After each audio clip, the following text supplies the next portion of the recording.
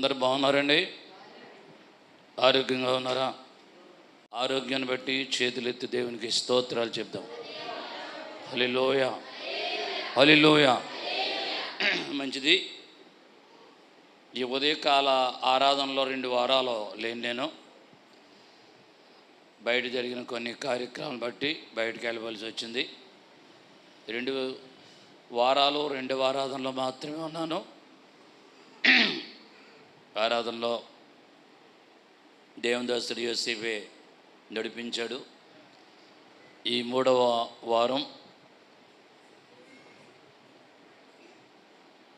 ఎన్నో తేదీ వేళ 10వ తేదీలో మే నెలలో దేవుని సంధిలో ఉంటాకి ప్రభు కృప చేశారు.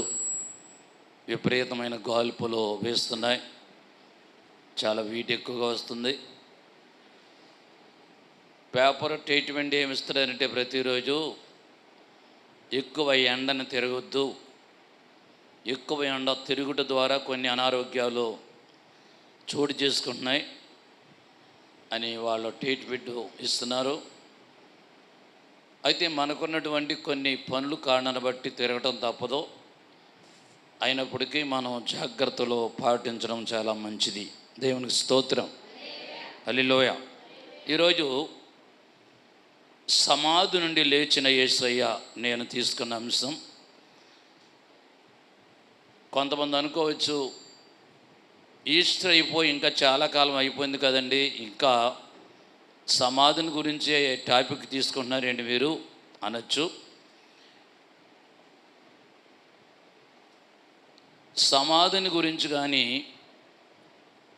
యేసయ్య శ్రమల గురించి కానీ మనము ధ్యానించాలంటే సంవత్సరం అంతా ధ్యానించినా ఇంకా చాలా వాక్య భాగాలు మిగిలిపోతాయని చెప్పుకోవాలి మనం. యేసయ్య సమాధి గురించి, ఆయన మరణము గురించి పాత నిబంధనలో వ్రాయబడినటువంటి కొన్ని సత్యాలు మీకు పరిచయం చేస్తాను ఈరోజు. యేసు మరణము గురించి ఓన్లీ క్రొత్త నిబంధనలో మాత్రం కాదు, సాదృశ్యమైన కొన్ని సత్యములు పాత నిబంధన గ్రంథములో దేవుడు లిఖించి, దీని అర్థం ఏంటంటే ఆయన శిలువ మరణం ఆది కాండములోనే ఆయన లిఖించి వ్రాసిపెట్టాడు.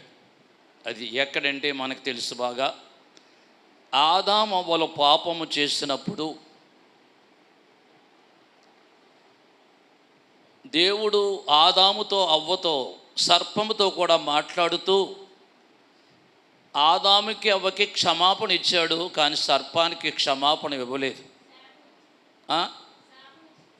ఏమిచ్చాడు? శాప్యం అనేది ఇచ్చాడు.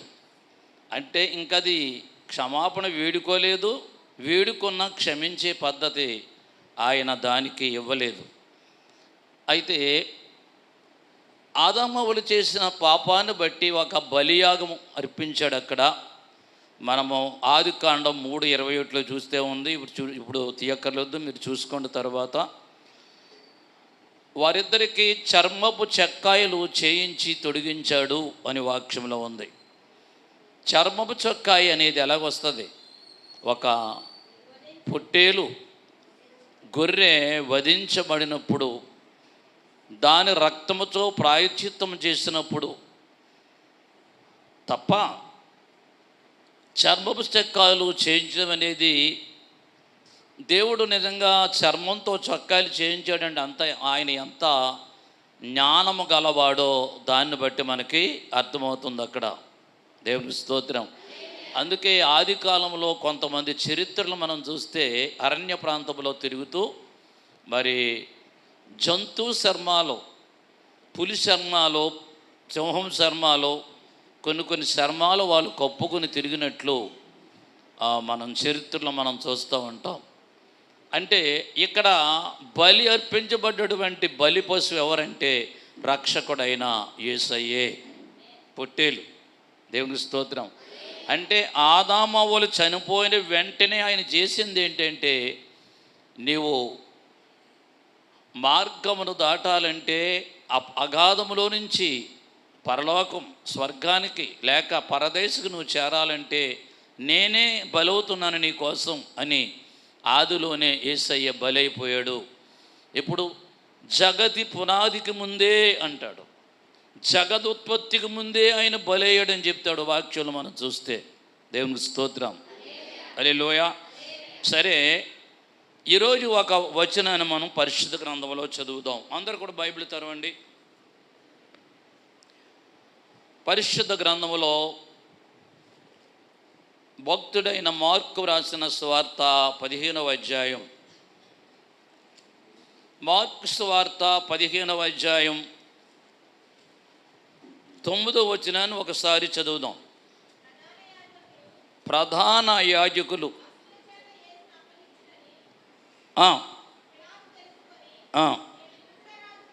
నేను యూదుల రాజును మీకు విడుదల చేయగోరుచున్నారా?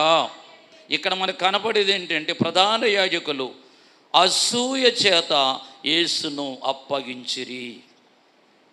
దేని చేత అండి? యేసయ్యని దేని చేత సిలువగా అప్పగించారట? ఆయన్ని అసూయ చేత. ఈ అసూయ అనేది ఈ రోజున దేశంలో భయంకరమైన కార్యాలు జరిగిస్తుంది. ఒకడు ఇల్లు కట్టుకుంటే పక్కోడికి అసూయ, ఒకడు బండి కొనుక్కుంటే పక్కన వాడికి అసూయ, ఒకడు మంచి డ్రెస్ కొనుక్కొని తొడుక్కు తిరుగుతుంటే పక్కన వాడికి అసూయ, పక్కన వాడు బంగారు చైన్ మెడలో వేసుకుంటే పక్కన వాడికి అసూయ. అసూయ ఎంత పవర్ఫుల్గా పనిచేస్తుందంటే దేశంలో ప్రతి చోట అసూయ చాలా బలంగా పనిచేస్తుంది. దేవునికి స్తోత్రం. అసూయ చాలా ప్రమాదకరమైంది. అసూయని మించిన పాపం లేదు అనుకుంటాను నేను బైబిల్లో చదివితే. అసూయ అనేది, అందులోకి దేవుని బిడ్డలకి అసూయ అనేది ఉండకూడదు.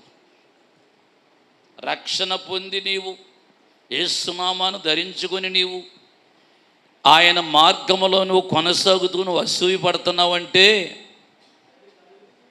అసూయ అనే పాపంలో నువ్వు జీవిస్తున్నావంటే దేవుడు నిన్ను త్రాసులో పెట్టాడు, నువ్వు తేలిపోతున్నావు దాని అర్థం. దేవునికి స్తోత్రం. మనము ప్రేమ అనేది కలిగే జీవించాలి తప్ప యేసయ్య నామమును ఎరిగిన ఎవరికి కూడా ఏముండకూడదు అంటే అసూయ అనేది ఉండకూడదు. ఒకవేళ అసూయ అనేది నీలో పనిచేస్తూ ఉన్నట్లయితే, అసూయ పనిచేస్తూ ఉన్నట్లయితే, అసూయ నీ జీవితంలో ఒకవేళ ఉంటే ఈ పునరుత్థాన దినం రోజుని నీవు దాన్ని సరి చేసుకోవడం నీకెంతో ఆశీర్వాదకరం. దేవునికి స్తోత్రం, హల్లెలూయా. బైబిల్లో అసూయ చేత యోసేపును ఐగుప్తీయులకు అమ్మారు అన్నలు. దేన్ని బట్టి చెప్పండి? దేన్ని బట్టి? అసూయ చేత యోసేపుని ఐగుప్తీయులకు అమ్మేశారు. ఎవరో? సొంత అన్నయ్యలు. ఈ విషయాన్ని గమనించండి. పరాయి వాళ్ళు ఎవరిలో కాదు, కానీ ఎక్కువగా నీ కావలసిన వాళ్ళకే వస్తుంది అసూయ. చూసారా మీరు ఇలాంటి వాళ్ళని?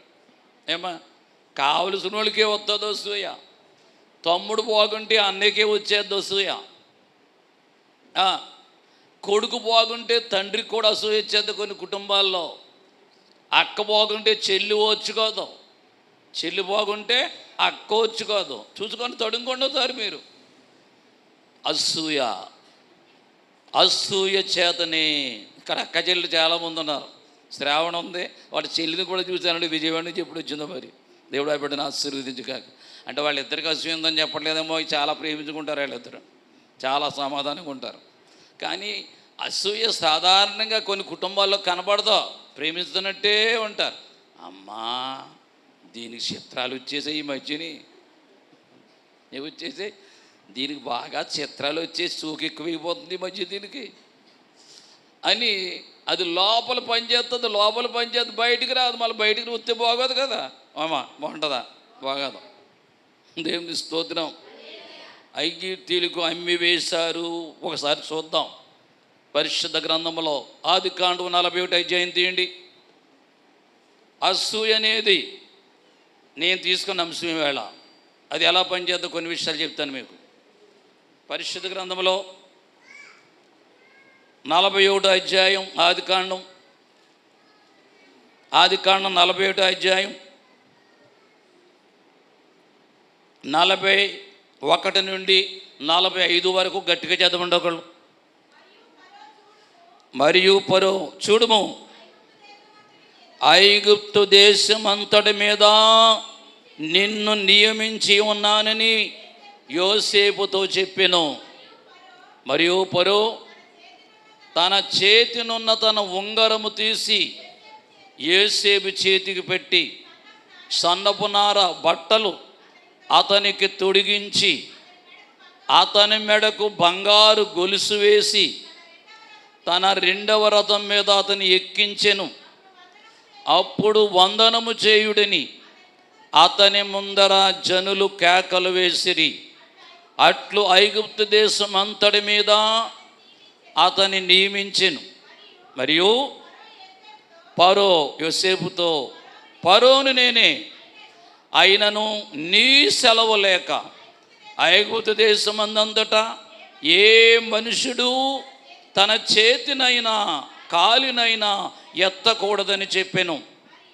మరియు ఫరో యోసేపునకు జప్నత్నెహు అను పేరు పెట్టి అతనికి ఓను యొక్క యాజకుడైన పోతీఫరు కుమార్తెయగు ఆశతునిచ్చి పెండ్లి చేసెను.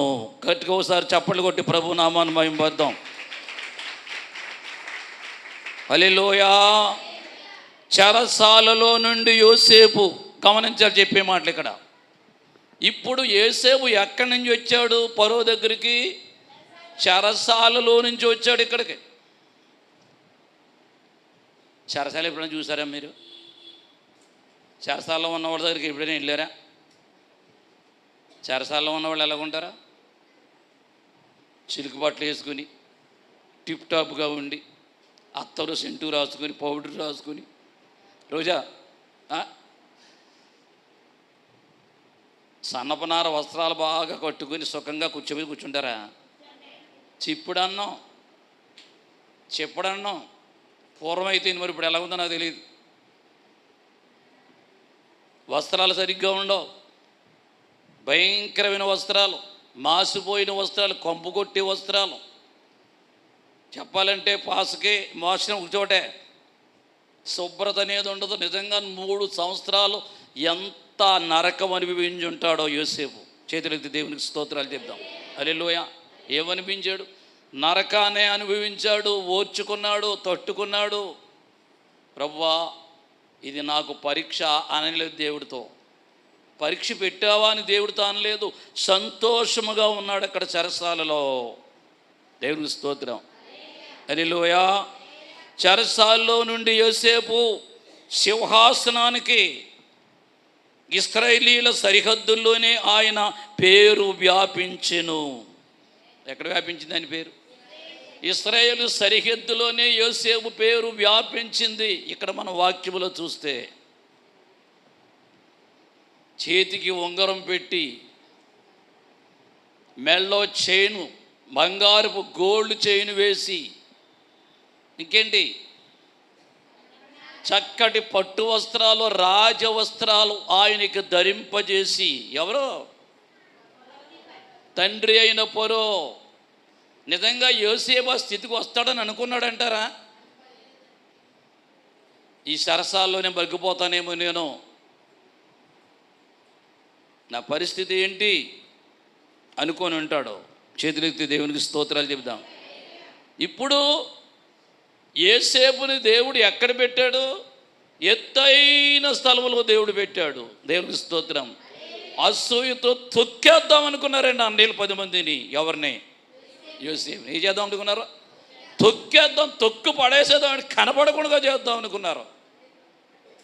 ఒకానొక సమయంలో సౌలు దావీదుని కూడా అలాగే అనుకున్నాడు, వీడిని తొక్కేయాలి, వీడు పైకి రాకూడదు, తొక్కేయాలి. ఇప్పుడు ఇలాంటి పద్ధతి కొంతమందిలో ఉంటుంది, వీడు వచ్చేస్తున్నాడు పైకి, తొక్కేయాలి, వీడిని తొక్కి పడేసేయాలి, వీడిని పైకి రాకూడదు, కనపడకూడదు, వదిలేడు. నీ ఇష్టం కాదది, దేవునికి స్తోత్రం, నీ చేతిలో లేదది.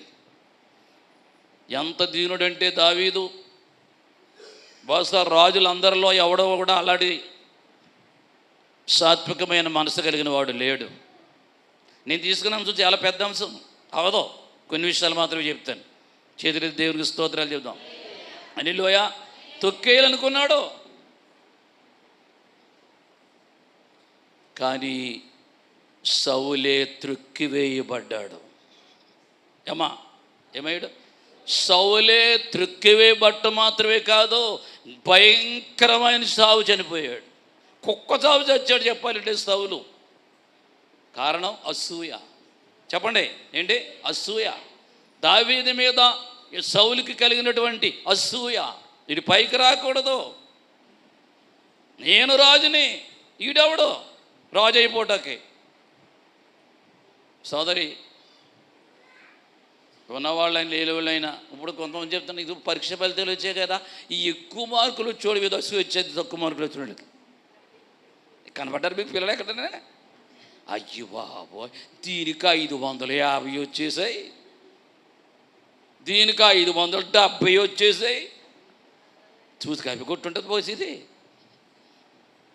ఇటు చూసి కప్పి కొట్టు రాసేసి ఉంటాడు బహుశా. నాకు బాగా తక్కువ వచ్చాయి. అసూయ. మార్కులు తక్కువ వస్తే అసూయ పడకో, రెండవసారి చదవటానికి ప్రయత్నం చేయి. ఎక్కువ మార్కులు వచ్చిన మనిషిని దాటి వెళ్ళిపోతావు నువ్వు, అర్థమైందా? దాటి వెళ్ళిపోతావు. దేవుడు నీకేమిస్తాడంటే విజయం ఇస్తాడు. అసూయ చెందొద్దు. పిల్లల్లో ఉంటుంది అసూయ, ముసలోళ్ళలో ఉంటుంది అసూయ, కుర్రోళ్ళలో ఉంటుంది అసూయ, అమ్మాయిల్లో ఉంటుంది అసూయ. అసూయ లేని వాళ్ళు ఉన్నారంటారా ఎక్కడన్నా? కొంతమంది అనొచ్చు, నీకు అసూయ ఉందా బాబు అంటే, నాకు అసలు లేదని చెయ్యొచ్చు, నేను నమ్మను, అసలు చెయ్యొస్తారనుకో, అస్సలు నమ్మను నేను.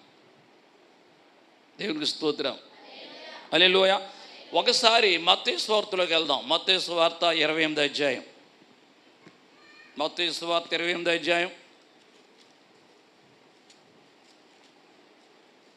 మత్తయి సువార్త 28వ అధ్యాయం 18వ వచనం. మత్తయి సువార్త 28:18. అయితే యేసు వారి యొద్దకు వచ్చి, పరలోకమందును భూమి మీదను నాకు సర్వాధికారము ఇయ్యబడి ఉన్నది. చాలు, మళ్ళీ చదువు 10వ వచనం. అయితే యేసు వారి యొద్దకు వచ్చి, పరలోకమందును భూమి మీదను నాకు సర్వాధికారము ఇయ్యబడి ఉన్నది. ఎవరు మాట్లాడుతున్నారు ఈ మాట? ప్రభు అయిన యేసయ్య మాట్లాడుతున్నాడు. భూమి మీద పరలోకం మీద నాకు సర్వాధికారం ఇయ్యబడి ఉన్నది. వాక్యాన్ని బట్టి యోసేపుకి ఐగుప్తు దేశం మీదే ఉంది అధికారం, అర్థమైందా?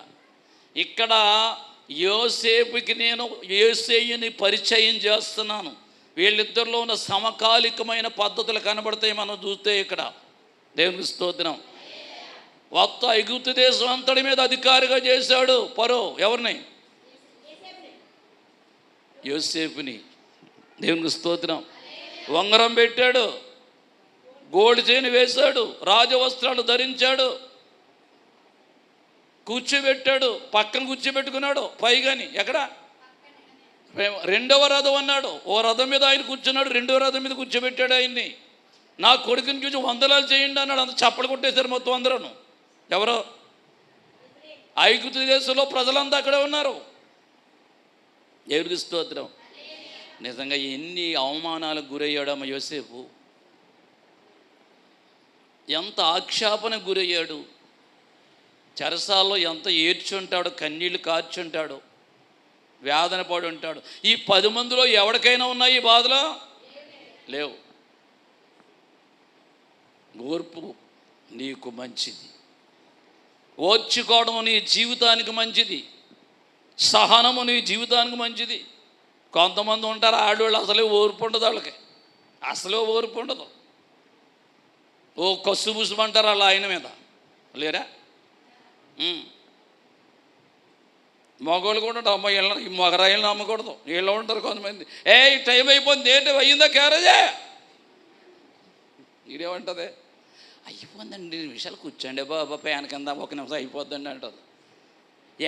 ఒక్కొక్కరిది అంటుంది, ఒక్కొక్క మనుషులు కూర్చున్నాడు అనుకున్నావు, నేనా కూర్చోడు అనుకున్నావు, చేసి పని కరబెట్టదా కాళ్ళకి నీకు? ఈ కోపంలో ఉన్నవాడికి ఇంకేమవుతుంది? ఇప్పుడు రేజ్ అయిపోతాడు, సరిగ్గా అందుకుంటాడు, వీలైతే 2. అంటే కోపాన్ని అణిచిపెట్టాలంటే ఎవరి చేతిలో ఉంది? మీ చేతిలోనే. చెప్పండి, మా చేతిలో ఉందనండి. కోపం పెరగాలంటే స్త్రీల చేతిలోనే ఉంది, కోపం తగ్గిపోవాలంటే స్త్రీల చేతిలోనే ఉంది. అవునా కదా? నిజం. దేవునికి స్తోత్రం. హల్లెలూయా. ఇక్కడ యోసేపుకి అధికారము మొత్తం ఐగుప్తు దేశం అంతా ఆయన చేతి క్రింద ఉంది. ఐగుప్తు దేశానికి నేను నాయకుడిగా చేస్తున్నాను, రాజును మాత్రం పేరుకు మాత్రమే రాజుగా ఉంటాను, నేను పరిపాలన అంతా నీదే. ఎంత ఉన్నతమైన పరిస్థితి అండి ఇది. యేసయ్య ప్రభు చెప్పే మాట ఏంటి ఇక్కడ? ఆకాశము భూమి లేక పరలోకం మీద, భూలోకం మీద లేక పాతాళ లోకం మీద మాత్రం ఆయన అధికారము కలిగిన వాడు. చేతులెత్తి దేవునికి స్తోత్రాలు చెప్దాం. హల్లెలూయా, హల్లెలూయా. నిజమే. ఆ రోజుల్లో యేసయ్య పేరు ఎక్కడ? యెరూషలేములో మాత్రమే. ఎవరి పేరు? వినండి. గలిలయ, యూదయ, సమరయ, సుకారు, యెరూషలేము, నజరేతు, బెత్లెహేము, ఆ పరిసర ప్రాంతంలో మాత్రమే చేశాడు సేవ ఆయన యేసయ్య. దేశ దేశాలు ఆయన తిరగలేదు అసలు. బైబిల్ ప్రకారంగా మనం చూస్తే దేశాలు తిరగలేదు. ఎప్పుడో శిలువ మరణం పొందే వరకు, శిలువ మరణం పొందిన తర్వాత చూడు ఆయన పేరు ఎంతవరకు వెళ్ళిందో. దేవునికి స్తోత్రాలు చెప్తాం. సర్వ ప్రపంచము వ్యాపించాడు ఆయన. ఇంగ్లాండ్లో ఆయన పేరు లేదా? అమెరికాలో ఆయన పేరు లేదా? లండన్లో ఆయన పేరు లేదా? స్వీడన్లో ఆయన పేరు లేదా? రష్యా ఆయన పేరు లేదా? ఇప్పుడు ఈ రోజున చూస్తే ప్రపంచమంతా యేసయ్య పేరు పూర్తిగా వ్యాపించిపోయిందంతే. చేతులు దేవునికి స్తోత్రాలు చెప్దాం. హల్లెలూయా. కారణం ఏంటో చెప్పనా? యేసేపు వల్లే శ్రమలో, అన్యాయపు తీర్పు, గొల్గొతా కొండ వరకు కల్వరి గిరిని మోసి, చాలాసార్లు చెప్పాను కదా మీకు, సూదుమనంతా ఖాళీ లేదంటే శరీరం అంతా కూడా కొరడ దెబ్బలకి ఒళ్ళంతా చిట్లిపోయి మొత్తం రక్తపు కండలేవి రాలాడిపోయాయి. ఇంకా ఆ పరిస్థితుల్లో ఎవడైనా చచ్చిపోవలసిందే, బతికే పద్ధతి లేదు. అయినా మాట్లాడుతూనే ఉన్నాడు. ఎక్కడ? కల్వరి సిలువలో మాట్లాడుతున్నాడు 7 మాటలు. గుర్తు తెచ్చుకోండి ఒకసారి. వీరేం చేస్తున్నారు? వీరు ఎరగడం, వీరిని క్షమించిన ఆయన, నీవు నాతో పరలోకంలో ఉంటావు. ఎవరితో మాట? దొంగతో. అమ్మా ఇదిగో నీ కుమారుడు. ఇది ఎవరితో? తల్లితో. అలాంటి బాధలో ఉండి దప్పికొనుచున్నాను అంటే ఎవడన్నా నీళ్ళు ఇచ్చేదానికి ఒక గుక్కు నీళ్ళు తెచ్చి ఇచ్చినోడు ఉన్నాడు అన్న ఎవడైనా అసలు? శ్రమలో రేపో మాపో చచ్చిపోతాడేమో, గంటకో 2 గంటలు చచ్చిపోతున్నవాడు అన్నవాడికి నోట్లో నీళ్ళు పోతారమ్మా. అవునా? ఏం చేస్తారు?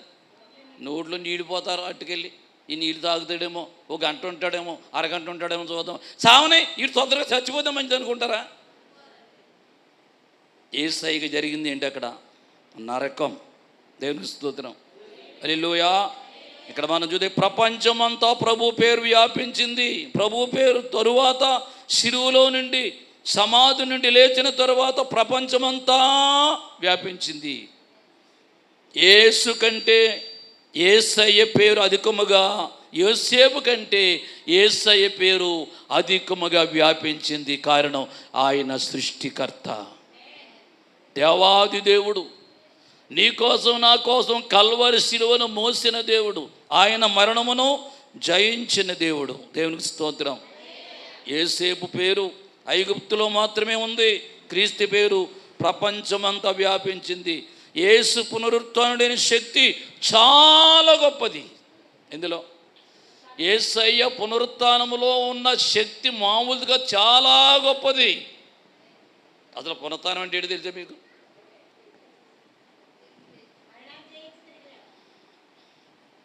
లేచిన వాడికి ఎన్నటికీ చనిపోడు, అది పునరుత్థానం అంటే. అర్థమైందా? బైబిల్లో లాజరు అన్నాడు, చచ్చిపోయాడు, సమాధులు పెట్టారు. యేసయ్య లేపాడు, లాజరు లే బయటికి రా అన్నాడు. వచ్చేసి నాయనలో ఓ కుమారుడు చనిపోతే ఆ తల్లికి ఒక్కడే కొడుకు, ఇంకా ఆమెకి కొడుకులు కూతురు లేరు, మోసుకుపోతున్నారు. అయితే పాడు కూడా వెళ్ళిపోతుంది తల్లి. యేసయ్య అది చూశాడు, ఎదురయ్యాడు, పాడును ఆపు చేశాడు. ముందుగా తల్లిని ఓదార్చాడు. నీ కొడుకు బతుకుతాడమ్మా, నేను బతికిస్తాను, నువ్వు కంగారు పడకన్నాడు. చిన్నవాడా లేగు అన్నాడు, చెప్పాడు. ఆ కుర్రాడు వెంటనే లేచిపోయాడు. అయితే తరువాత చనిపోలేదా? చనిపోయాడు. అందుకు అది పునరుత్థానం కాదు. ఇంకపోతే యాయీరు కుమార్తె చనిపోయింది 12 ఏళ్ల వయసులో. యేసయ్య వెళ్ళాడు, చిన్నదానా లెగు అని చెప్పి చెయ్యట్టుకు లేపాడు, బ్రతికింది. ఆమె కూడా తరువాత చనిపోయింది. అందుకే వాడిది పునరుత్థానం కాదు. దేవునికి స్తోత్రం. హల్లెలూయా. యేసయ్య ఒకేసారి మరణించాడు, సమాధిని జయించి లేచాడు. ఆయన మరలా ఎప్పటికీ యేసయ్య చనిపోలేదు. చప్పలు కొట్టి ప్రభునామాన్ని మహిమపడదాం. హల్లెలూయా.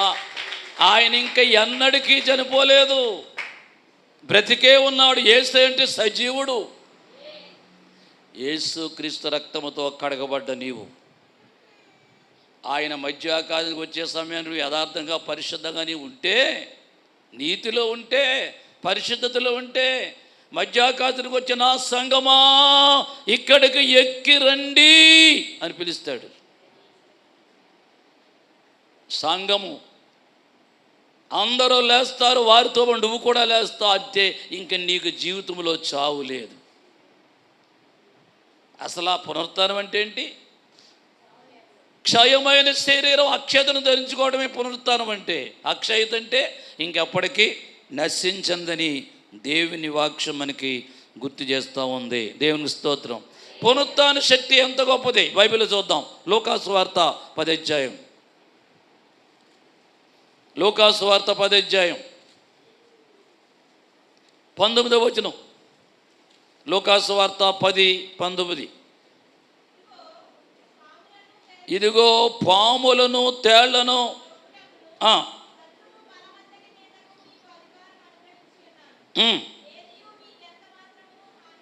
చాలు. ఏమంటాడు?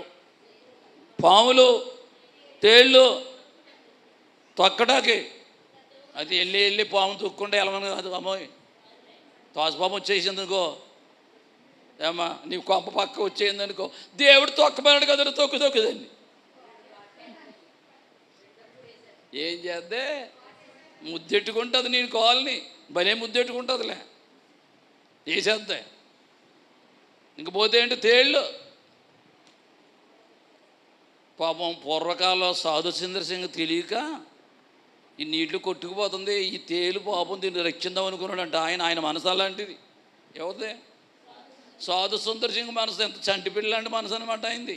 ఏం చేశాడంటే దాన్ని పైకి ఒడ్డు తీసుకొద్దామని ప్రయత్నం చేస్తున్నాడంట. ఆ పక్కన వాడు అన్నాడంట, బాబోయ్ పాటర్ గారా, అది కరిసేదే, అది కుట్టదా, దాని జ్యోతికి వెళ్ళకూడదు అన్నాడంట.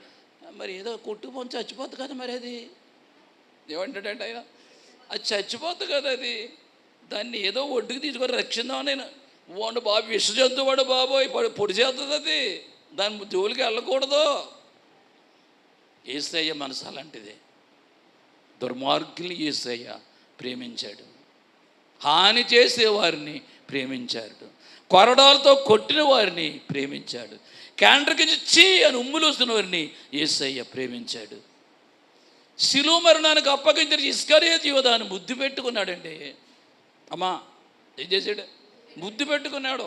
3 సార్లు అబద్ధాలు ఆడని పేతురుని కూడా ప్రేమించాడు. ఎంత గొప్ప ప్రేమ అమ్మ యేసయ్యది! అమ్మ విన్నారా? అయితే ఈ ప్రేమ మనకు ఉందా? ఒకసారి చూసుకోండి. 2 ముద్దులు తెచ్చేసేటనుకో, ఏదో కోపం వచ్చేసి మీ ఆయన ఎంతసేపు ఇంతవా నువ్వు కోలరుగా, ఇటు చెయ్యరుగా, ఈ నోరు పడిపోను ఇంత ఇళ్ళడి మాటలు ఏంటి? ఈ నోరు పడిపోను ఇళ్ళడి మాటలు విన్నారు లేదా మీరు? నేను అన్నాను, భార్యగా నీవు నీ భర్తను క్షమించుకో, అతను మారాడని మార్గంలో రావాలి. నువ్వేం చేయాలంటే ప్రార్థన చేయాలంతే. చేతులు ఎత్తి దేవునికి స్తోత్రాలు చెప్దాం. దేని మీద ఇచ్చాడు అధికారం అమ్మ నీకు నాకు? పాముల మీద అధికారం ఇచ్చాడు. దేని మీద? ఓ చిన్న సంఘటన చెప్తాను, మీకు వింటారా? మొట్టమొదటి పాలకం సంఘం, అది పాలకం సంఘం చర్చికి వెళ్ళేవాడిని నేను, మా అమ్మ, మా నాన్నగారు, మా అన్నయ్య అందరూ. అక్కడ సంఘంలో బొంతు ఏసురత్నం అని ఒక ఆయన ఉండేవాడు, నడుపుడైంది. ఎవరా? బొంతు ఏసురత్నం. ఆయన వీరు రక్షణ పొందండి, మంచి విశ్వాసి, ఉపాసి కూడా అయిపోతారు. ఇంటికి వెళ్ళిపోయాడు. ఇంటికి వెళ్ళిపోయి లోపలికి వెళ్ళి పడుకుందామని ఆయన తాళం చేయి గుట్ట కట్టాడంట. ఆ తాళం చేయి తీసేటప్పుడు కింద పడిపోయింది. ఏదే ఏం పడిపోయిందమ్మా? తాళం చేయి కింద పడిపోయింది. గుట్ట కట్టాడు కదా, పట్టుకున్నాడు. దేన్ని పట్టుకున్నాడు? ఇంతకని కట్ల బావుని. ఏమో దేన్ని? కట్ల బావుని పట్టుకున్నాడు. మెత్తగా ఉంది. అది మెత్తగా ఉంటే ఏమనుకున్నాడు? గుడ్డను కట్టాను కదా, ఇది మౌజ, ఇది తాళం చేయి అనుకున్నాడు. పట్టుకుని ఇలా తీతంటే మెదులుతుందంటే అది యేసు రక్తం చేయి అని కింద పడేసాడు ఒకేసారి. ఆయన పేరు యేసు తర్వాతలా లైట్ చెట్టు చూస్తే చుట్ట పెట్టుకుని ఉందండి అక్కడ కట్లపాము. కానీ ఇన్ని ముట్టుకోలేదు. అది ఏం చేయలేదు? కరలేదు, కరవలేదు. అంటే పాములు ఎత్తుపట్టుకోవడం అంటే అది. ఆయన ఆదివారం సాక్ష్యం చెప్తుంటే చప్పట్లు కొట్టేశారు మొత్తం అందరూ. ఆదివారం సాక్ష్యం చెప్పి ఇలాంటి విషయాలు దాచుకోకూడదు. కొంతమంది జరిగిందండి అడిగితే చెప్తారు, జరిగిందండి. సాక్ష్యం చెప్పావా? చెప్పలేదు. దేవుడు మహింపొత్తడానికి దెయ్యం ఒప్పు కదా. అలాంటప్పుడు ఏం చేయాలి? సాక్ష్యం చెప్పి దేవుడి నామాన్ని ఏం చేయాలి? మహిమపరచాలి. ఆయన సాక్ష్యం ఆశ్చర్యపడిపోయింది మా సంఘం అంతా. అప్పుడు దేవునికి స్తోత్రం. శత్రుబలం మీద, పాముల మీద, తేళ్ల మీద సర్వాధికారం. ఈ అధికారం ఎవరిచ్చారు నీకు? దేవుడు. ఆయన ఇచ్చాడు. ఆయన నామమును ధరించుకున్న వారికి ఆయన అధికారం ఇచ్చాడు. అధికారం మామూలు అధికారం కాదు. నీకు అధికారం ఇచ్చాడు. ప్రార్థన చేసే అధికారం నీకు ఇచ్చాడు. దేవుని వాక్యాన్ని ప్రకటించే అధికారం నీకు ఇచ్చాడు. సాక్ష్యం చెప్పే అధికారం దేవుడు నీకు ఇచ్చాడు. చెప్తున్నావా? ఎందుకంటే ఆయన సర్వాధికారము కలిగిన దేవుడు. దేవునికి స్తోత్రాలు చెప్దాం. ఆయన సర్వాధికారము కలిగిన దేవుడు. నీకు ఆయన అధికారం ఇచ్చాడు. తండ్రికి అధికారం ఉందనుకో, ఆ అధికారం కొడుకు ఇవ్వడా? ఇస్తాడు, ఇవ్వడా? ఇస్తాడు. దేవునికి స్తోత్రం. ఇంకొక మాట 10:12 చూడండి. లోకాసు వార్త 10:12. అమ్మా, ఆ పట్టణపు గతి కంటే సొలొమోను పట్టణపు గతి, సొదొమ పట్టణపు గతి ఆ దినమున వార్వ తగినదయ్యుండునని మీతో చెప్పుచున్నాను. ఆ పట్టణపు గతి కంటే. ఏంటా పట్టణం? సొదొమ గొమొర్రా పట్టణాలు. అసలు ఆ పట్టణాలు దేవుడు ఎందుకు కాల్ చేశాడు చెప్పండి? ఆ పట్టణాలు అసలు ఎందుకు కాల్ చేశాడు? అగ్గి గంధకంతో ఎందుకు కాల్ చేశాడు? తల్లి పిల్ల లేకుండా, వర్షవాయి లేకుండా, వృద్ధుడి నుంచి ముసలోడు పిల్లోడు వరకు వ్యభిచారం చేస్తూ వచ్చారు. పోనీ వృద్ధుడు అంటే ఏదో చేశాడు అనుకోవచ్చు. పిల్లోడు, అసలు పిల్లోడు పాపం చేయడం తెలుసా? పిల్లోడు పాపం చేయొచ్చా? ఈరోజు ఏం జరుగుతుందో చెప్పనా? 12 ఏళ్ల వయసు గల పాపని పాడు చేస్తున్నారు. 9 ఏళ్ళ వయసులో ఉన్నటువంటి బిడ్డను పాడు చేస్తున్నారు. ఎవరు? 70 ఏళ్ళు వయసు కలిగిన ముసలిళ్ళు. సెల్ ఫోన్లు ఆన్ చేసి వార్తలు చూడండి. న్యూస్ పేపర్ వార్తాపత్రిక మీరు చదవండి, ఏం రాస్తున్నాడు అక్కడ. ఇయే భయంకరం. మరి సొదొమ గొమొర్రా పట్టణంలో నాశనం వస్తే ఈ రోజున మన దేశాన్ని నాశనం రాదంటారా? తప్పనిసరిగా సిద్ధముగా ఉంది. ఎందుకో ఇది కృపాయుగము కాబట్టి దేవుడు క్షమిస్తున్నాడు, ఓర్చుకున్నాడు. ఎన్ని జరుగుతున్నాయో, ఎన్నో జరుగుతున్నాయి. భయంకర సంఘటనలు జరుగుతున్నాయి, మామూలు సంఘటనలు కాదు. చెప్పడానికి నేను చెప్పలేనటువంటి పరిస్థితులు. దేవునికి స్తోత్రం. అయినా దేవుడు ఓర్చుకుంటున్నాడో, తట్టుకుంటున్నాడో. అందుకే శాప్యాలు, అందుకే శిక్ష, అందుకే మరణాలు. చిన్న వయసులోనే మరణాలు, 27 వయసులోనే మరణాలు. భయంకరమైన వ్యాధి, క్యాన్సరు, టీబీ, గుండె కంప్లైంటు, వెళుతూ చనిపోతున్నారు, కూర్చొని చచ్చిపోతున్నారు. చూసాను, ఫుల్లుగా ఉన్నారండి జనం. డ్రైవర్ నడిపిస్తున్నాడు బస్సు. అకస్మాత్తుగా గుండెల్లో ఆయనకి నొప్పి వచ్చేసిందంట ప్రయాణంలో ఉండగా. అర్థమైపోయింది ఆయనకి.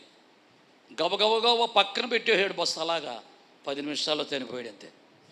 ఎవరో బస్సు డ్రైవరు. ఎంత ఘోరం. ఒకవేళ వెళుతూ రన్నింగ్లో ఉండగా కనుక నీ ప్రాణం పోతే ఏమవును అక్కడ? ఏమవును? బస్సులో ఉన్న వాళ్ళు చాలామంది చనిపోతురు. ఎవరిలో అక్కడ బస్సుకు ఉద్దేశం. సోదరి, అసలు నీ బ్రతుకు, నీ జీవితం ఎలాగుంది? నువ్వేమనుకుంటున్నావు? అసలు ప్రార్థన ఉందా? వాక్యం ఉందా? దేవునికి లోబడుతున్నావా? వాక్యాన్ని వింటున్నావా? వాక్యాన్ని ధ్యానం చేస్తున్నావా? పనా? బతుకంతా నీకు పనేనా? ఇంకా చాలామంది పనే చూసుకుంటారు, బైబిల్ తీయరు, ప్రార్థన చేయరు. కొంతమంది సంగతి ఏంటంటే మరి ఈ పథకం పని లేకపోతే ఖాళీగా ఉన్న స్వస్థత ప్రార్థన ఎగ్గొట్టేసారు మొత్తం. నాకు తెలుసు మీరు ఇంటికాడ ఏం చేస్తున్నారో. మానేశారండి, స్వస్థత ప్రార్థనకు వచ్చేవాళ్ళు లేరా? ఉన్నాను వాళ్ళు ఖాళీగా ఉంటే కొండన్న తోముకుంటారు, బట్టలన్న ఉతుక్కుంటారు, కారమన్న కొట్టుకుంటారు, పక్కన వాళ్ళతో పథకమని పెట్టుకుంటారు తప్ప వాళ్ళు మాత్రం స్వస్థత బ్రతకరారు. ఎలాగుంది నీ బ్రతుకు? జాగ్రత్త. సొదొమ గొమొర్రా పట్టణానికి వచ్చిన గతి నీకు వస్తుంది. మరి జాగ్రత్తగా ఉండు, భక్తిగా ఉండు, భయభక్తులుగా ఉండు, దేవునికి లోబడు, దేవుని మాట విను. ఎలాగుంది నీ ప్రార్థనా జీవితం? ఇలాగ వాక్యాన్ని జరిగి గద్దించుంటేనేమో కోపాలు వస్తాయి. గద్దించకుండా చెప్పుకుండా వెళ్ళిపోతుంటేనేమో దేవుని మాట లోబడరు. జాగ్రత్త సోదరి, యవనస్తుడా, యవనస్త్రీ, దేవుడు నీకు ఏమిచ్చాడు? అధికారం. ఏమిచ్చాడమ్మా? కాపాడుకోదాన్ని. అధికారం ఇచ్చాడు. నువ్వు మట్టుకు నువ్వు ప్రార్థన చేస్తుంటే నీ బిడ్డ బాగుపడుతున్నాడంటే, స్వస్థత పొందుతున్నాడంటే, ఆరోగ్యం లేచి తిరుగుతున్నాడంటే అధికారం ఎవరిచ్చారు నీకో? దేవుడు ఇచ్చాడు. ఆ దేవుడు మహిమపరుస్తున్నావా? ఆయన కనపరుస్తున్నావా? ఆరాధన చేస్తున్నావా? స్తుతిస్తున్నావా? లేదు. పనే పని. జాగ్రత్త. ఈ పరిస్థితిలో ఉంటే మన జీవితాలు తారుమారవుతాయి. దేవునికి స్తోత్రం. శత్రు బలము మీద అధికారం ఇచ్చినటువంటి దేవుడు. అధికారం ఇచ్చిన దేవుడి నామాన్ని మహిమపరచవు. సిద్ధాంతికి దాన్ని పెట్టడం కాదు, గ్రామంలో పెద్దకి దాన్ని, ప్రెసిడెంట్కి దాన్ని పెట్టడం కాదు, పేరు మోసడు గొప్పవాడు ఉన్నాడు నాడుకు దాన్ని పెట్టడం కాదు. దేవుడికి స్తోత్రం. ఒక ఇల్లు ఇచ్చాడు దేవుడిని, కట్టుకున్నావు.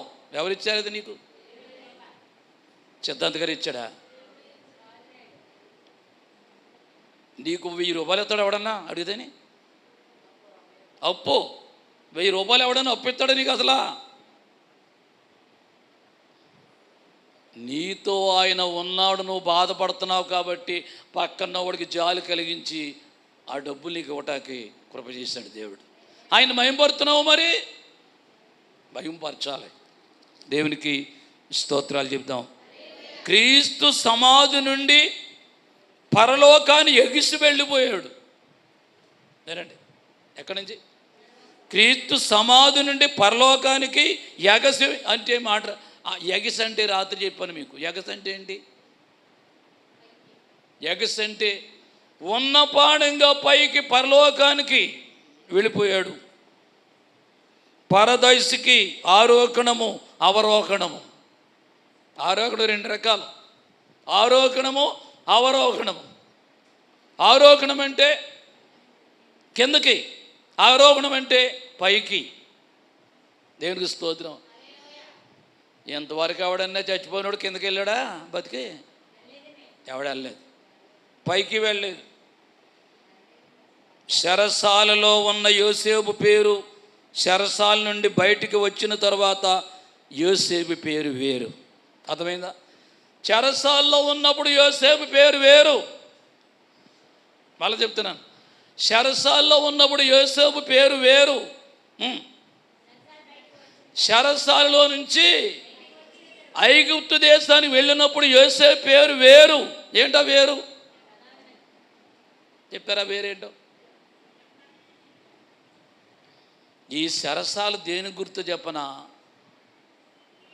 సమాధి నుండి లేచిన యేసయ్యకి గుర్తు చెరసాల.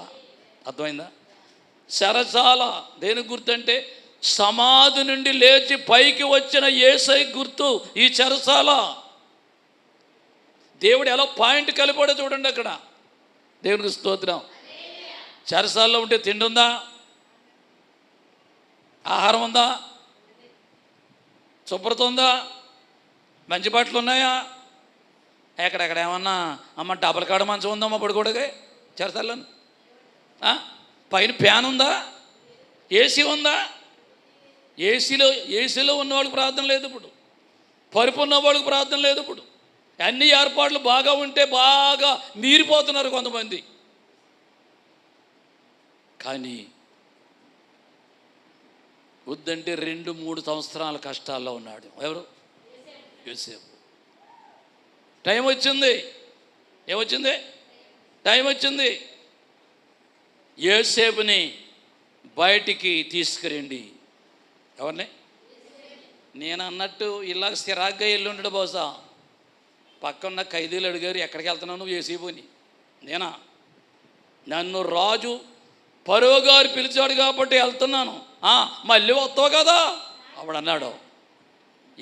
వెళ్ళటం అంటే జరిగిందంటే తిరిగి రావటం లేదు నాకు.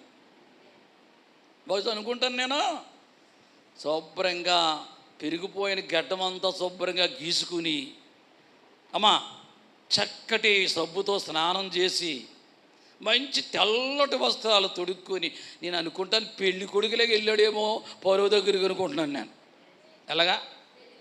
ఎలాగా పెళ్లి కొడుకు వెళ్ళినట్టుగా వెళ్ళి ఉంటాడు బహుశా. ఎక్కడికి? పరువు దగ్గరికి. నమస్కారం అండి మహారాజా, పరువు గారు, తండ్రి గారు అన్నాడు. ఎందుకు వచ్చేవారు ఎక్కడికి అన్నాడా? నా కుమారుడా యోసేపు, నీ రూపం, నీ కలరు, నీ అందం అంతా చూస్తుంటే నాకెంతో ఆనందంగా ఉంది.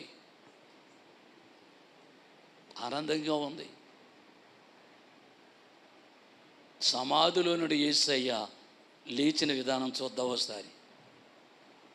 యోసేపుని చూపించాను మీకు ఇప్పుడు. ఎక్కడి నుండి? చెరసాల్లో నుంచి యోసేపు ఎక్కడికి వెళ్ళాడని చెప్పాను మీకు. రాజు ఫరో ఆస్థానానికి, రాజు యొక్క ఆస్థానానికి వెళ్ళాడు. చెప్పాలి, పెళ్లి కొడుకులేకి వెళ్ళాడు యేసయ్య. గాయాలతో, రక్తం బట్టలతో ఆయన శరీరాన్ని పాతిపెట్టారు. అక్కడ యోసేపు 3 సంవత్సరాలు చెరసాల్లో ఉన్నాడు. ఇక్కడ యేసయ్య 3 రోజులు ఉన్నాడు సమాధిలో. గమనించండి ఇక్కడ ఈ చెప్పే విషయాలు. చెరసాల్లో ఎన్నాళ్ళు ఉన్నాడు యోసేపు? 3 సంవత్సరాలు. ఆ 3 సంవత్సరాలు యేసయ్య ఉన్న సమాధిలో 3 రోజులకు సాదృశ్యం. దేవునికి స్తోత్రం. అయితే సమాధి నుండి యేసయ్య ఎలా లేచాడు? సమాధి గుండి పగలగొట్టాడు. ఏం చేశాడు? సమాధి గుండి పగలగొట్టాడు. కోటీశ్వరుల కాంతివంతంగా పైకి లేచాడు. చప్పట్లు కొట్టి మయంపరచడమ్మ దేవుడు సరే. ఎప్పుడు చప్పట్లు కొట్టాలి తెలుసు మీకు. అనవసరమైన చప్పట్లు కొడతారు, ప్రాముఖ్యంగా చప్పట్లు కొట్టరు. దేవునికి స్తోత్రం. కోటి సూర్యుల కాంతివంతంగా లేచాడు పైకి. లేచినట్టు ఎవరికీ తెలియదు. 40 రోజులు సంచారం చేశాడు. ఎలాగా? కాంతితో, మహిమతో, అక్షయమైన శరీరముతో. ఎవరు ఆయన దగ్గరికి రాకూడదు. మట్టి మనిషిగా లేవలేదు. ఇప్పుడు ఆయన ఎలా లేచాడు?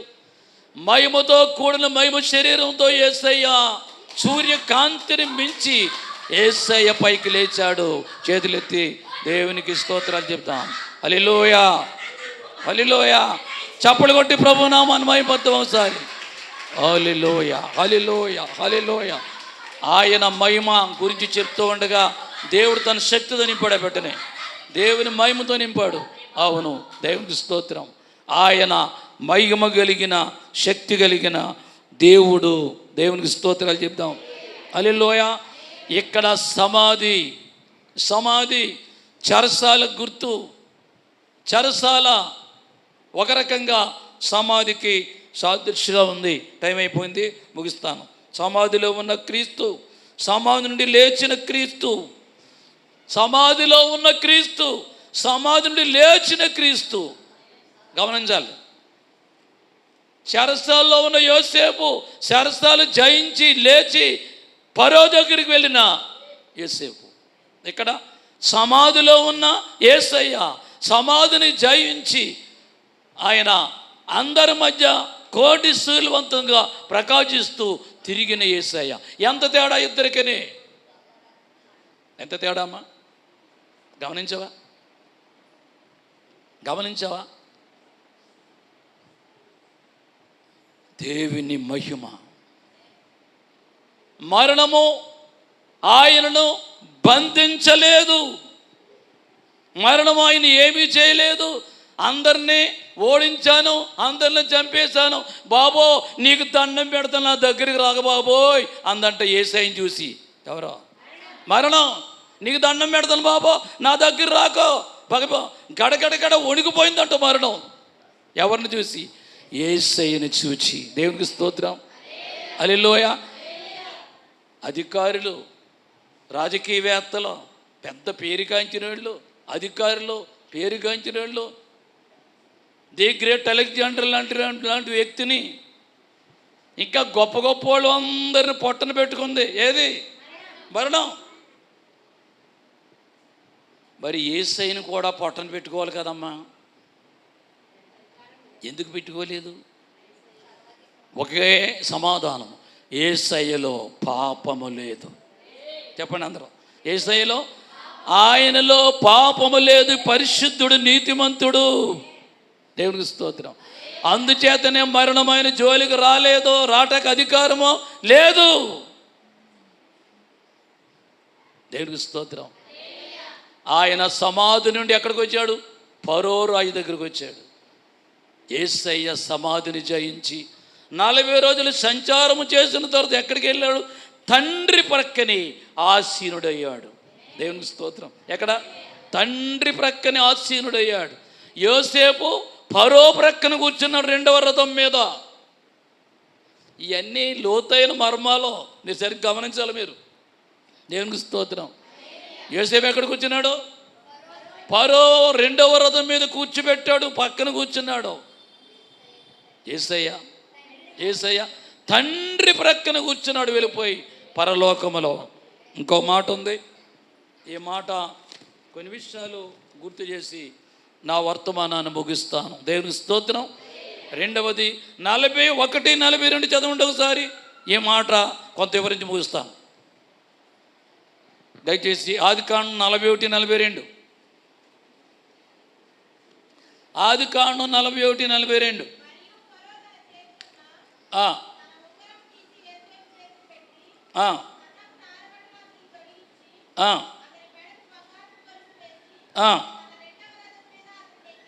చాలా ఆగండి. దేవునికి స్తోత్రం. సన్నపు నార వస్త్రాలు దేనికి గుర్తు చెప్పనా?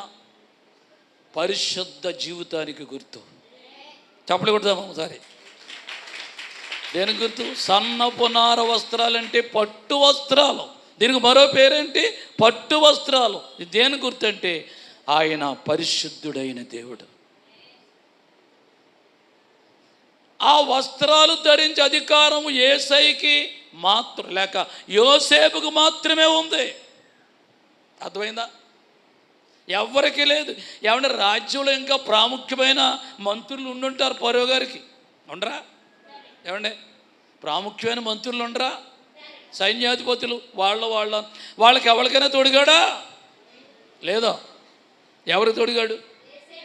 యోసేపుకు మాత్రమే తొడిగాడు. దేవునికి స్తోత్రం. పరిశుద్ధతకి నీతి క్రియలకి ఇది గుర్తుగా ఉంది. ఆయన నీతి ఎలాంటిది, ఆయన స్తనపునారు దేనికి గుర్తు? ఒకసారి ప్రకటన గ్రంథంలోకి వద్దాం. ఈ చివరి మాటలు చెప్పి ముగిస్తాం. అందరు చూడాలి బైబిల్. ప్రకటన గ్రంథం 19వ అధ్యాయం. ప్రకటన గ్రంథం 19వ అధ్యాయం 8-9 వచనాలు. ప్రకటన 19:8-9 వచనాలు.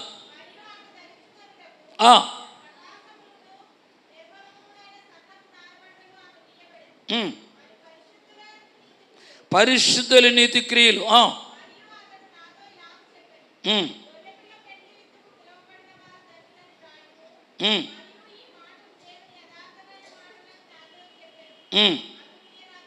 చాలు చాలు, దేవునికి స్తోత్రాలు చెప్దాం. సన్నపు నార వస్త్రాలు. యేసయ్య ఏ సన్నపు నార వస్త్రాలు ధరించుకున్నాడో పరలోక రాజ్యానికి వెళ్ళిన తరువాత నీకు నాకు సల్లపు నార వస్త్రాలు ధరించడానికి ఆయన దగ్గర సిద్ధంగా ఉన్నాయంట. ఎవరికే? మొట్టమొదటిగా యేసయ్య ధరించుకున్నాడు ఆ వస్త్రాలు. అవి మళ్ళీ ఎవరికి ఎత్తాడంట? తన భార్యకు. ఎవరు ఆయన భార్య? వధువు సంఘం. దేవునికి స్తోత్రం. ఎంత గొప్ప అధికారం అమ్మా. ఇక్కడ వేసుకున్నారు రంగురంగుల బట్టలు వేసుకోరు అక్కడ. అమ్మాయి తెల్లటి వస్త్రాలు. మార్క్స్ వార్తలు రాతాడు, ఏ శాఖలు కూడా ఎంత తెల్లగా ఉతకలేడు అంటే బట్టలు. ఏ శాఖలే? మరొక శాఖలో కూడా ఉందా అమ్మా? ఏమనుకోక.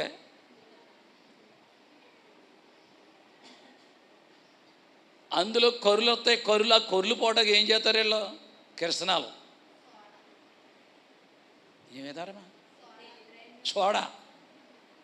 ఇంకేంటేంటో ఉంటాయి. నిమ్మకాయ రసం. ఎందుకంటే ఇది పెళ్ళి నేను చూస్తూ ఉండి వాళ్ళు చేసేవారు అక్కడ. వాళ్ళ దగ్గర నుంచి అమ్మగారు కూడా బట్టలు బాగా తెల్లగా చేయడం నేర్చుకుంది. అందుకే ఆవిడ తెల్లగా ఉతికినట్టు ఎవడ ఉతకరు. అందుకే ఎప్పుడు నా బట్టలు తెల్లగానే ఉంటాయి. ఆవిడ కష్టం అంత అనేది ఇప్పుడు చెప్తున్నాను అన్నమాట. దేవునికి స్తోత్రం. హల్లెలూయా. ఏ చాకలి అంత తెల్లగా చేయలేడంట. అలాంటి తెల్లటి వస్త్రాలు అక్కడ ధరించుకుంటారంటే ఆడోళ్ళు మగోళ్ళు ఒకటే వస్త్రాలు. ఎర్ర కలరు, పచ్చ colour, green colour, blue colour. ఈ అమృత చేసుకున్నట్టు డిజైను, పువ్వుల డిజైను, ఇలాంటి డిజైన్లు ఏమి ఉండవు అక్కడ. దేవుని స్తోత్రం.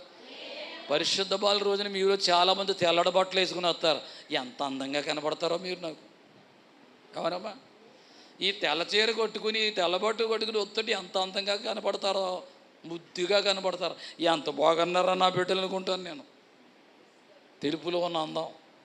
తెలుపు దేనికి గుర్తు? పరిశుద్ధ జీవితానికి.